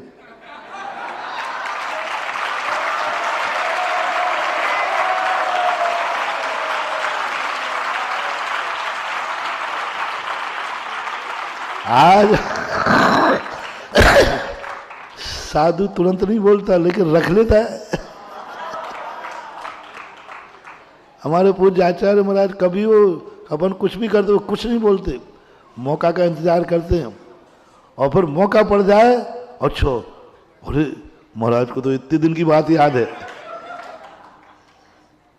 और आज वहां जाइए, आप खुद देख लीजिए स्टोरी पूछ लीजिए क्या दशा थी वहां की, और आज 5-7 ही हैं। हमें तो एक दिन के लिए ही 5-7 मिले थे, उनको तो अब जिंदगी भर कोई 5-7 है। ये दशा हो गई थी हमारे मंदिरों की, ये स्थिति हमारे यहाँ की हो गई थी। और हम जिस स्थिति को देख करके सारी जनता डर गई, भयभीत हो गई।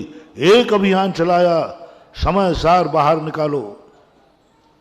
समय सार गद्दियों पे कोई पड़ता था, लोग उठा के अलग कर देते थे। समय सार का नाम लेते लोगों को चिढ़ हो गई थी, घृणा हो गई थी, क्योंकि लोगों ने समझ लिया ये व्यक्ति क्यों बिगड़ा, अरे इसने समय सार पढ़ लिया। ये व्यक्ति मुनियों का विरोध क्यों कर रहा है, समय सार पढ़ लिया। ये व्यक्ति जिनके घर में सदा आहार होते थे, आज कोई नमोस्तु भी नहीं कर रहा है, ऐसा क्यों हुआ, समय सार पढ़ लिया।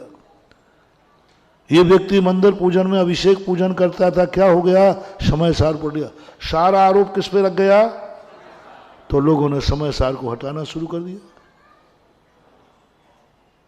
समय सार को मेरे पास हुक्मचंद भारल ने खुद कहा, महाराज जी देखो जिनवाणी शास्त्रों से बाहर निकाली जा रही है, क्या ये ठीक है? मैंने कही जिनवाणी निकाली जा रही है नहीं निकाली जा रही, वो बात की बात है, ये निकालने का कारण कौन निकलवा रहा है, कौन निकलवा रहा है? तुम जैसे लोग निकलवा रहे हैं, क्योंकि तुम लोगों ने समय सार पढ़ करके जो आचरण छोड़े हैं, जो समाज को बिगाड़ा है, ये सारा पाप तुम्हारे खाते आएगा, तुम्हारे खाते आएगा। और आज सबको मालूम है समय सारियों के प्रति एक ग्रुप बन गया है, समय सारी ग्रुप। समय सारी ग्रुप कहते क्या कहते हैं, मुनि विरोधी, मुनि निंदक, सब नाम दे दिया। अरे समय सारी तो वो है जो सारे 3 लोक में पूजा जाता है, और समय सारी वो बन गया जो घृणा का। यदि किसी को समय सारी कह दिया जाए तो देवता भी वंदना करते हैं, और वहां ये हो गई कि समय सारी कहने का अर्थ है एक ग्रुप बन गया, एक पार्टी बन गई। पूज्य आचार्य महाराज जो बात मैंने कही, कोई जवाब नहीं दे पाते थे, क्योंकि शास्त्रों में कोई पढ़े लिखे नहीं थे, साधुओं में इतना ज्यादा स्वाध्याय था नहीं। पंडित भरोसे थे तो पंडित सब बिक गए, पंडित सब उधर चले गए, दौड़ रहे थे सब पंडित। बढ़ रहा था प्रसाद, वहां से एक आवाज लगाई गई, आओ मैं आत्मा का दर्शन कराता हूं, आत्मा का दर्शन कराता हूं। और वैष्णव में ये एक पागल हो जाते लोग, ये कह दो मैं भगवान का दर्शन कराता हूं, वैष्णव लोग पागल हो जाते हैं, दौड़ते हैं। और जैनियों के लिए कोई ये कह दे आओ मैं आत्मा का दर्शन कराता हूं, पागल हो जाते हैं, कुछ भी करने को तैयार है। जैनी आत्मा के दर्शन करने के लिए मरता है, मर जाए तो भी शास्त्रों में भी लिखा है, मृत्युआपी मर जा तू पर निजानुभव कर, घड़ी घड़ी मत रचतन में। तो नीचे की पंक्ति तो छोड़ देता है, मर जा पर तू निजानुभव कर। जब ये शब्द शास्त्रों में पढ़ते हैं तो जैनी के मन में आता है मरना पड़े तो मरूंगा, आत्मा का दर्शन करूंगा। ये कमजोरी, ये नस कांजी ने पकड़ ली कि जैनी आत्मा का भूखा है। जैनी के शास्त्रों में कहा है कि मर जा तो आत्मा का अनुभव करके कर ले। बस उसने आवाज उठा दी, आवाज उठा दी, और जैसे ही आवाज उठाई जैनी भागे, बहुत तेजी से भागे, और ऐसे भागे, और भागने के बाद फिर लौटने के रास्ते बंद कर दिए, लौटने के रास्ते बंद किए। जवाब मांगे गए, साधुओं से जवाब मांगे, साधु के पास स्वाध्याय नहीं था, ग्रंथों का अध्ययन नहीं था, साधुचर्या ही बनाना मुश्किल था। स्वाध्याय क्या करते, पढ़े लिखे थे नहीं, संस्कृत जानते नहीं थे, हिंदी थी नहीं, हिंदी भी सही ढंग से नहीं जाने। हमारे सबसे बड़े आचार्य महाराज शांति सागर महाराज दक्षिण भारत के थे, संस्कृत आवे नहीं, प्राकृत आवे नहीं, हिंदी आवे नहीं, और हिंदी थी भी नहीं। पूज्यवर के सामने हिंदी थी नहीं, सटखंडागम की हिंदी नहीं थी, गोमर सार की हिंदी नहीं थी, समय सार प्रवचन सार की हिंदी थी पर उपलब्ध नहीं थी, पांडुलिपियां थी, छापे के ग्रंथ नहीं थे। क्या करें? और ऐसे तर्क इनके पास थे कि लोग मानने लग जाते। पूज्यवर शांति सागर महाराज के लिए जब 1928 के लगभग शिखर जी से कटनी लौटे, उस समय हमारा मूल विद्वान पंडित जगमोहन लाल जी इस विरोध में कि कटनी में मुनियों को प्रवेश नहीं होने देंगे। पंडित साहब ने सुनाया, बोले हमें ऐसा नशा चढ़ गया था सोनगढ़ का, मुनियों से घृणा हो गई थी। अब महाराज का रास्ता ही वही था, रास्ते ही वही था। और आएंगे महाराज, लोग जो छूट व्यवहार के लोग थे उन्होंने कहा नहीं, हम महाराज को लाएंगे। तक जगमोहन लाल जी भेष बदल करके 8 दिन तक कोतमा के पास में महाराज थे 8 दिन तक महाराज के संग में जाकर उनकी चर्या देखी, उनके आचार विचार देखे। देख करके जगमोहन लाल पंडित जी का वो था ना सम्मोहन का नशा, सम्मोहन ज्यादा देर नहीं चलता, वो नशा उतरा कि वहां तो मैं क्या सुन के आया था, यहां तो क्या देख रहा हूं। पंचम काल में मुनिचर्या नहीं है, इसमें कौन सी कमी है? कौन सी कमी है? मुनिचर्या कहां से नहीं है? उन्होंने तो बताया था मुनिचर्या होती ही नहीं है ही नहीं। जो शीतलाचार बताए पूज्यवर के पास थे नहीं। तब 8 दिन रहने के बाद जगमोहन लाल जी ने अपना रूप प्रकट किया और महाराज से क्षमा मांगी और कटनी आने का श्रीफल चढ़ाया। बोलो इस समय सार ने कितना अनर्थ कर दिया। राजस्थान के अंदर एक गांव था, मुनि महाराज आते थे तो एक चौराहा पड़ता था, वहां पर लोग श्रीफल लेके खड़े होते थे। महाराज नसीराबाद का रास्ता इधर से गया, बिहार के लिए अंदर नहीं आ जाए। पूज्यवर धर्म सागर महाराज के लिए गाड़ियां लगा दी चौराहे पर और श्रीफल लेके खड़े हुआ, महाराज जी आगे का रास्ता ये गया, गांव का नहीं। तुम लोग क्या करते हो, चौराहे पे कराते हो महाराज जी, वो रास्ता वहां। और मैंने राजस्थान में ऐसे गांव में गया हूं, मैंने कहा मैं तो वहां जाऊंगा। बोले महाराज वहां ऐसी दशा होती है। मैंने कि मुझे गलियां आती हैं क्योंकि अपनी गाड़ी छोटी है, वो तो बड़े महाराज थे। ये स्थितियां जब बन गई सारी दुनिया के अंदर, आज हमारे जिनेंद्रों के मंदिरों में महाराज की फोटो नहीं लग सकती, आज गुरु वहां प्रवेश नहीं कर सकते, आज उनका पोस्टर नहीं लग सकता, और लगा दे तो उसको फाड़ करके पैरों से रौंद दिया जाता है। ये अपमान हुआ समय सार में।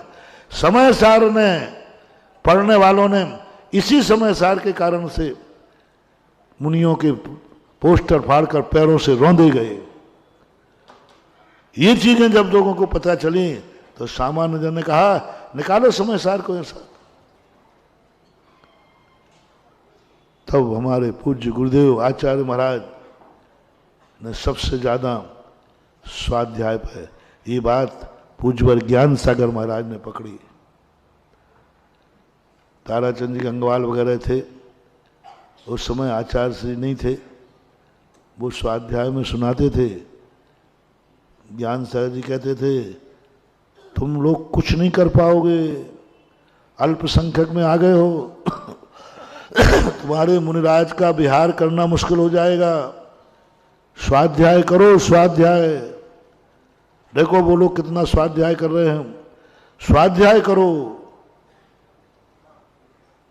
ज्ञान सागर खुद लोगों को बुला करके अजमेर में स्वाध्याय में बैठालते थे जबरदस्ती, पढ़ो, देखो मैं पढ़ा रहा हूं, पढ़ो। महाराज ने खुद इन लोगों को पढ़ाया और ये एक तर्क दिखाए, देखो वो लोग ऐसा कहेंगे उसका जवाब ऐसा देना, वो लोग ऐसा कहेंगे इसका जवाब ऐसे देना, वो लोग कहेंगे कि उद्दिष्ट त्याग। आज मुनिराजों का उद्दिष्ट का त्याग नहीं होता है, इसलिए मुनिराज नहीं है, उसका उत्तर ये देना। हित संपादक नाम की छोटी सी किताब लिखी, हर चीज के उन्होंने जवाब सिखाए। भाग्य से, ज्ञान सागर के भाग्य से तो क्या कहें, हम लोगों के जैसे भाग्य से दक्षिण भारत से एक विद्याधर आ गया है।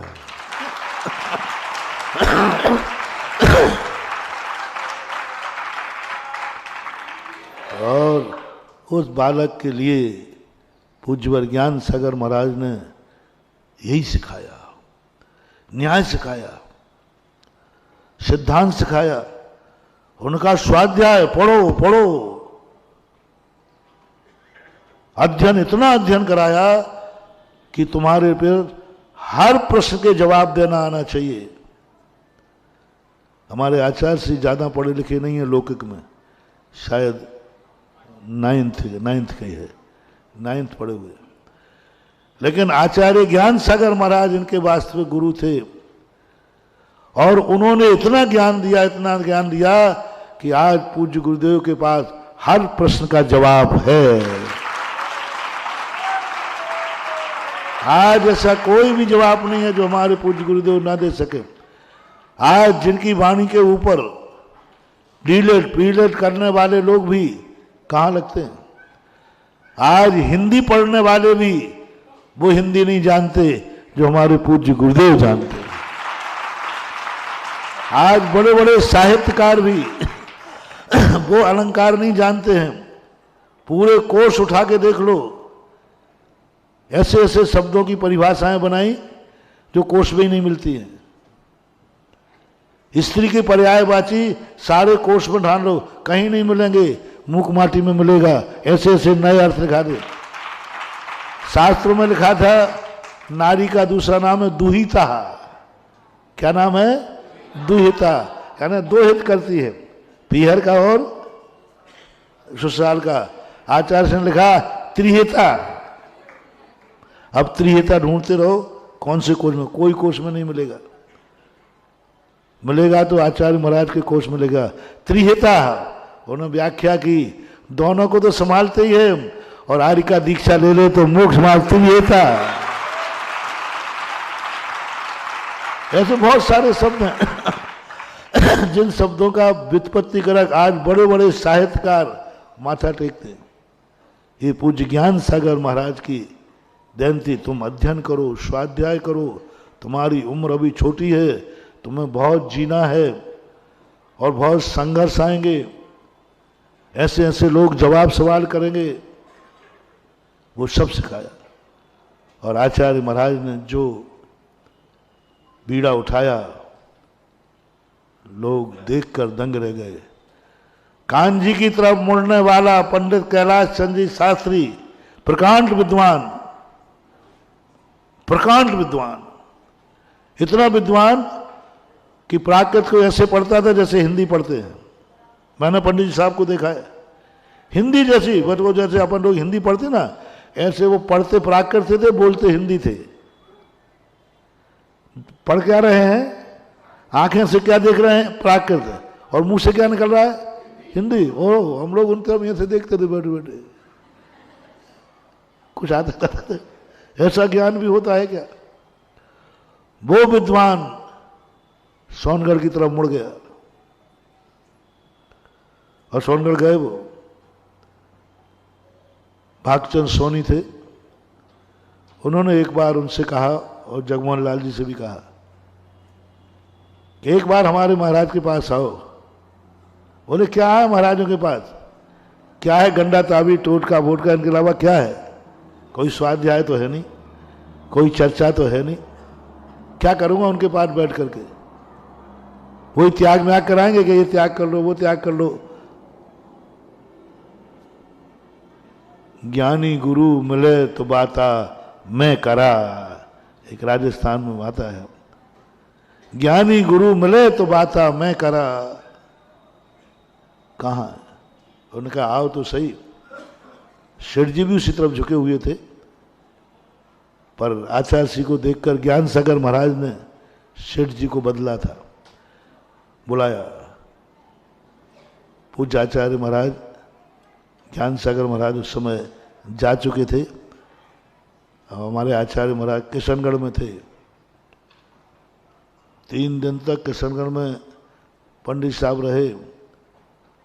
अजमेर से आते थे, स्वाध्याय में बैठते थे, कुछ नहीं बोले, नमस्कार भी नहीं किया। 3-4 दिन के जब चर्चा करने के बाद आचार्य श्री से उन्होंने प्रश्न किए, आचार्य श्री ने ऐसे लाजवाब जवाब दिए, पंडित जी की बोलती बंद हो गई। पंडित से उस समय वो जैन संदेश एक पत्रिका निकलती थी मथुरा से, उसके वो संपादक थे। उन्होंने पहली बार आचार्य श्री को देखकर कहा, कौन कहता है पंचम काल में सच्चे साधु नहीं है? कौन कहता है? उस समय उन्होंने एक लेख लिखा जैन संदेश में, उदीयमान नक्षत्र, उदीयमान, श्रमण संस्कृति का उदीयमान, क्या वो लेख लिखा उन्होंने। और लेख बढ़कर करके सोनगढ़ की धारणा को पटल दिया। और जब बात आई तो कानजी स्वामी कैलाश चंद जी ने कहा, एक आचार्य की बातों को लेकर हम सारे आचार्यों की बलि नहीं चढ़ा सकते। तुम एक आचार्य की दुहाई दे रहे हो, वो भी अध्यात्म की। मूलाचार भी तो आगम है, साबकाचार भी तो आगम है। क्या इन सब की बलि चढ़ा दी जाए एकमात्र समय सार के ऊपर? क्योंकि उनके पास समय सार का तर्क था कि व्रत व्रत कुछ नहीं होते हैं, व्यवहार अभूतार्थ है, ये व्यवहार की क्रियाएं बेकार हैं, ये सब उनके पास तर्क थे। तब कैलाश चंद्र ने कहा था, क्या एक समय सार के ऊपर सारी जनवाणी की बलि चढ़ा दी जाए? एक कुंद आचार्य को लेकर के क्या सारी दुनिया की बलि चढ़ा दी जाए? ये कहकर के उन्होंने सोनगढ़ जाना बंद किया। फिर वो आचार्य श्री पास कई बार आए। सन 1981 में आए जब, तो पहले तो उन्होंने अकेली को देखा था। हम खजुराहो में थे उस समय, आचार्य श्री के साथ हम लोग सब बैठे थे। तो आचार्य तरफ देखे, आचार्य श्री बहुत परिग्रह इकट्ठा कर लिया। तो आचार्य ने कहा, परिग्रह नहीं है, एक से बात करके देख लो। अब हम लोगों के डर गए। मैंने कहा आचार्य ने क्या कह दिया, हम लोग क्या इन पंडित के सामने बोल पाएंगे? लेकिन उन्होंने थोड़ा बहुत सबको देखा, समझा, धीरे धीरे करके ये सब, ये वेदना, इस समय सार ने क्या अनर्थ नहीं किया। अब लगता है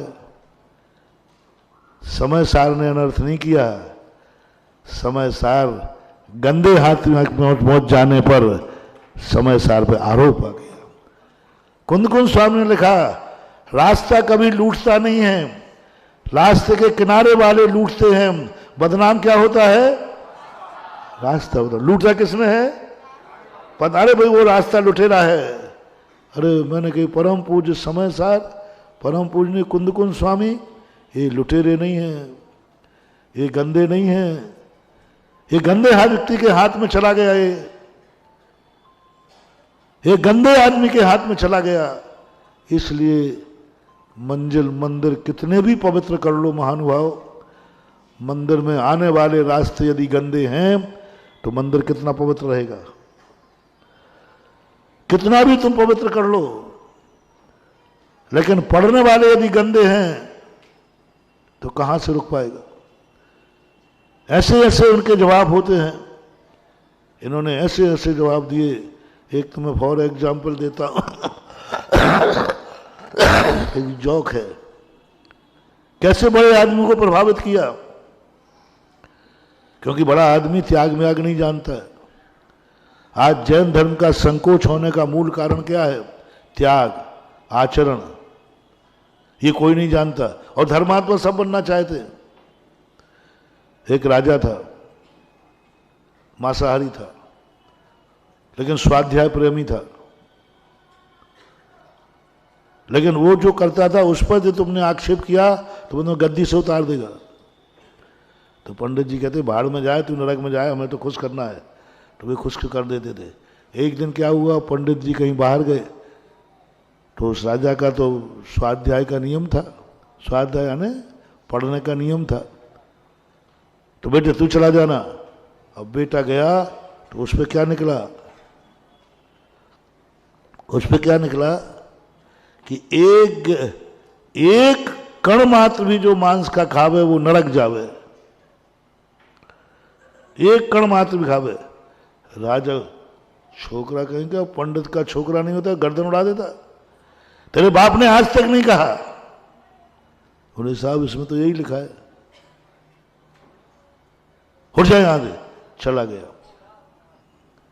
दूसरे दिन पंडित जी आए, बोले पंडित जी क्या पढ़ाते हो छोकरे का? बोलो क्या लिखा है इस पन्ने पे? यदि लिखा है तो आज तक क्यों नहीं बताया? बोले साहब माफ करना, वो बच्चा है, समझा नहीं पाया, लिखा तो यही है इसमें, लेकिन वो समझा नहीं पाया। क्या समझा नहीं पाया? बोले इसमें ये लिखा है एक कण जो मांस खावे वो नरक जाता है, आप तो 1 किलो खाते हो, आप नहीं जाते। 1 ग्राम खाएगा वो नरक जाएगा, आप तो, आपके लिए नहीं लिखा, आप तो खाए जाओ। राजा ने कहा ये कोई बात हुई? और राजा ने उतार के हार दे दिया। जाकर के जब वो पहुंचा वहां पर घर, छोकरे एक झापड़ दिया, तुम अपनी गर्दन कटवाता और मेरी भी कटवाता। तो साहब वहां यही तो लिखा था। अरे तुझे इससे क्या लेना देना था? ये नीति इन्होंने अपनाई। हमारे बड़े बड़े सेठों के लिए नीति अपनाई, कुछ नहीं त्यागना, कोई धन दौलत परिग्रह कुछ नहीं करना, कोई त्याग नहीं करना, इंद्रिय संयम नहीं करना, उपभोग मिंदे ही जम कुणदि सब निर्जर निमित्तम। हाँ तुम उपभोग मिंदे ही दब्बान मचेदनान मिदिनानम। क्या बात करते हो। लोगों में ऐसा लगा अरे बिना त्याग के धर्म, सब भोगो, सब इंद्रियों के विषय भोगो और आत्मा का आनंद लो, दौड़ गए लोग, बड़े बड़े आदमी। बोले गाथा में तो लिखा है परमाणु में तंपी रागा दीनम तु विजते जस न भी जान गोदू अपा। बोले यहां लिखा है जो परमाणु मात्र राग करे वो पाप है। अपन तो बहुत बड़ा राग करते हैं, वो 1 किलो वाली, अपन तो बहुत बड़ा राग करते। ये कहां लिखा? परमाणु में तंपी। ऐसे अनर्गल उपदेश दे दे करके किया। बस यही बात हमारे लिए सन 1996 में बात लगी कि समय सार ने मुनि को पैरों से रुंधवा दिया। समय सार से लोगों को घृणा हो गई, समय सार से लोगों को घृणा हो गई।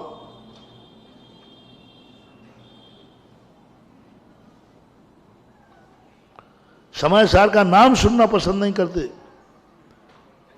तो मेरा तो नेचर है ही उल्टा कि जहां मना किया और वहीं उन्होंने कहा यहां नहीं जाना है, जाना है। मैंने कही समय सार को एक दिन मैंने सारे भारत में नहीं पुजवा दिया तो कुंद कुंद भगवान तेरा नाम लेना छोड़ दूंगा। कुंद कुंद भगवान मैंने तेरा नाम लिया है। मेरे पूज्य गुरुदेव प्रवचन के पहले नाम लेते हैं। मेरे गुरुदेव ने कुंद कुंद को आत्मसात कराया है। यदि मेरे गुरु ने सच्चा ज्ञान दिया है तो यही समय सार जो आज घृणा हो चुकी है, यही समय सार में ऐसे पुजवाऊंगा कि लोग पुरस्कार देने के लिए तैयार हो जाएंगे। बहुत बहुत तेज में आया था। मैंने कुंद कुंद भगवान को कहा था, मैंने कही मेरे गुरु ने तुम्हारे लिए समझाया है। मेरे गुरु ने उस आचार्य को नहीं समझाया जिससे लोग घृणा करें। मैं पुजवाऊंगा आपको, मैं पुजवाऊंगा आपको। जैसे मैंने कहा ज्ञान सागर महाराज को जो मंदिर बंद किए गए, मैंने ज्ञान सागर कहा मैं पुजवाऊंगा आपको, पोता हूं पोता।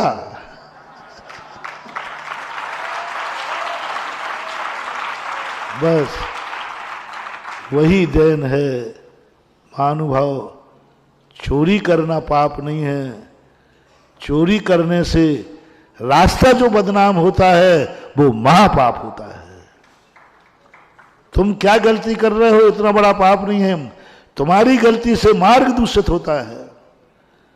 तुम इतने आदर्श हो, इतने महान हो कि तुम गलती करोगे तो हजारों लोग गलती करेंगे।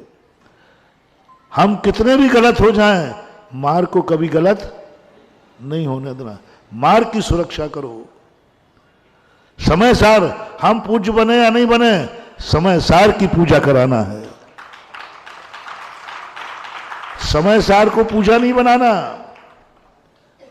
उन्होंने देखो कितना अनर्थ कर दिया, समय सार को पूजा बना दिया।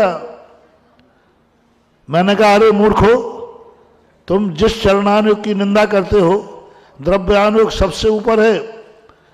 उन्होंने समय सार विधान लिख दिया। विधान क्या है? पूजा। पूज्य बड़ा है कि पूजा? बोलो। समय सार पूज्य था, तुमने पूजा बना दिया। तुमने पढ़ करके समय सार का डिमोशन कर दिया, द्रव्यानुयोग को चरणानुयोग में ला दिया।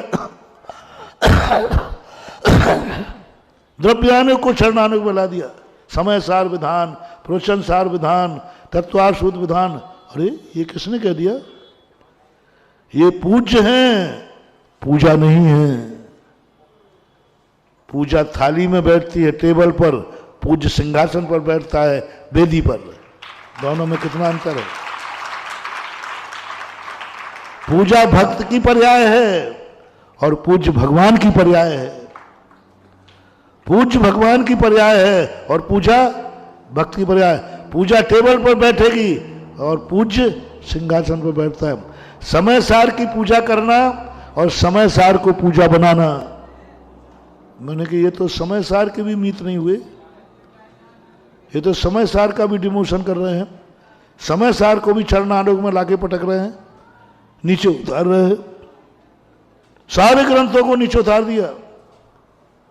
ये समय सार की दीवानगी नहीं है, ये अपना बनकर के समय सार को नाश करना है।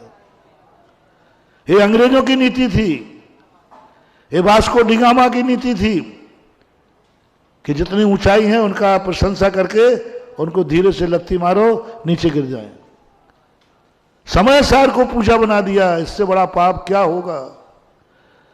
समय सार को भक्तों की पर्याय बना दिया जो पूज्य था। जिनवाणी को पूजा बना दी। हमने जिनवाणी की पूजा तो सुनी है, लेकिन जिनवाणी पूजा नहीं होती। हमने भगवान को तो सुना है, लेकिन भगवान पूजा है ये नहीं, भगवान पूज्य हैं। इसलिए कभी भी किसी भी ग्रंथ को पूजा नहीं बनाना, उसकी पूजा करना। और वही हुआ। इसलिए समय सार को इतनी भरी वेदना मेरे अंदर भरी थी। अभी संस्थान वाले कह रहे थे ना कि महाराज 5 साल 24 घंटे हम महाराज से पढ़ना चाहते। मेरे पास इतना टाइम नहीं है, लेकिन जिसकी टीस लगी है, मैंने कहा समय सार तो पढ़ाऊंगा। जो समय सार बदनाम हो चुका है उसको इज्जत तो दिलाऊंगा और दुनिया को दिखा दूंगा कि समय सार पढ़ने वाले मुनि विरोधी नहीं होते हैं, समय सार पढ़ने वाले मुनि बनते हैं। समय सार पढ़ने वाले मुनि विरोधी नहीं होते हैं, समय सार पढ़ने वाले मुनि बनते हैं। समय सार पढ़ने वाले अभिषेक पूजन नहीं छोड़ते हैं, समय सार पढ़ करके अभिषेक पूजन करते हैं। समय सार पढ़ के अभिषेक पूजन करते हैं। त्याग, व्रत, नियम को आदि को अपने जीवन में धारण करते हैं। और आज मैं सफल हो गया। आज समय सार के प्रति लोगों की श्रद्धा लौट के आई, लोग प्रायश्चित कर रहे हैं। हमने समय सार के प्रति बुरे भाव किए, क्योंकि अब समय सार अच्छे लोगों के हाथ में आ गया है। समय सार आर्ष परंपरा के हाथ में आ गया है। समय सार संयम के मुख से निकल रहा है। उन्होंने असंयम के मुख से पढ़ा था, समय सार गंदे मुख से पढ़ा था, और अब समय सार तुम एक अच्छे मुख से पढ़ रहे हो, संयमी से पढ़ रहे हो। इसलिए मैंने कहा समय सार मैं पढ़ाऊंगा, जिससे ये समय सार इज्जत को प्राप्त हो जाए, सम्मान को प्राप्त हो जाए। और आज बोलो, समय सार पढ़ के मुनियों से घृणा हो रही है कि मुनियों के प्रति श्रद्धा जाग रही है? समय सार पढ़ के व्रत छोड़ने का भाव हो रहा है कि मुनि बनने का भाव हो रहा है? बने या नहीं बने बात अलग है, लेकिन बनने का भाव तो हो रहा है। ये समय सार की स्थिति है। और जो जब तुम लोगों ने समय सार सुनाया, समय सार सुनाते ही गालियां मिलती मनोज बाबू, गालियां। हाँ, लोग टीवी बंद कर देते, ये समय सार की बातें कर रहा है, समय सार की गाथाएं सुनाई जा रही है, लोग टीवी बंद कर देते और तुरंत वहां से समाचार में बंद करो ये समय सार। और आज वही समय सार लोग गाथाएं सुनकर लट्टू हो रहे, लाखों रुपए का निछावर दे रहे।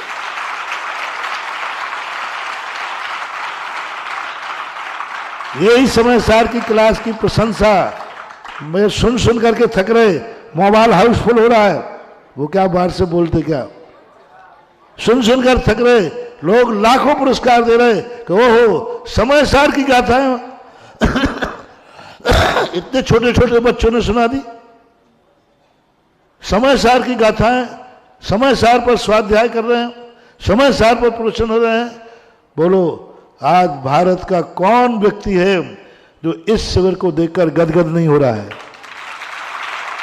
किसके मन में सम्मान भाव नहीं आया? किसके मन में इज्जत भाव नहीं आया? आज समय सार देखते ही हमारा रोम रोम आनंद से होता है और मन करता है कि समय सार सदा स्वाध्याय करता रहूं। कितने बार पढ़ लिया मैंने समय सार, तुम्हें भी 10-5 बार पढ़ा लिया, आज भी मैं तृप्त नहीं होता हूं। जितने बार पढ़ता हूं कुछ ना कुछ नया मिलता।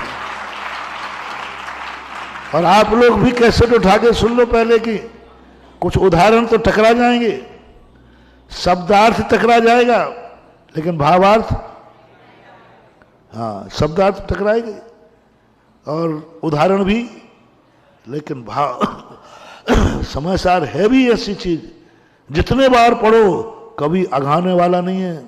ऐसा नहीं लगता ये तो पढ़ लिया बहुत बार, क्या पढ़ना, नहीं नहीं। पापी पाप से नहीं अगाता है, हमें धर्म से नहीं अगाना है। कितने बार क्रोध कहा, कोई क्रोध से अगाया? कितने बार राग द्वेष किए, कोई राग द्वेष से अगाया? शराबी कभी शराब से अगाया? बहुत पीली फेंकता हूं, बहुत पीली फेंकता हूं, जैसे जैसे पीता है उसको और तलब लगती है। एक शराबी शराब पीने से नहीं अगाता है, उसकी तलब बढ़ जाती है। एक स्मैक्स करने से नहीं अगाता है, उसकी और लत पड़ जाती है। एक पापी पाप करने से नहीं अगाता है, उसकी और लत पड़ जाती है।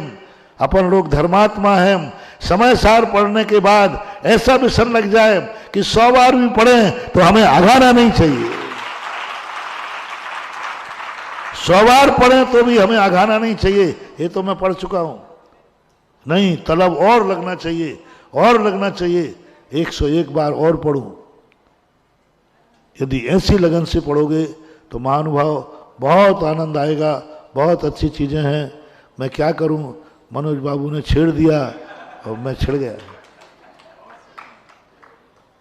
मेरे मन में, क्योंकि जो अंदर भरा हुआ रहता है वो छेड़ने पर। जब इन्होंने कहा यही समय सार समाज को भटकाता था और यही समाज आज समाज को सही रास्ता दिखा रहा है, तो मैंने कहा इनको पूरी कहानी सुना दूं। आपको सुनिए, समय आपका हो गया।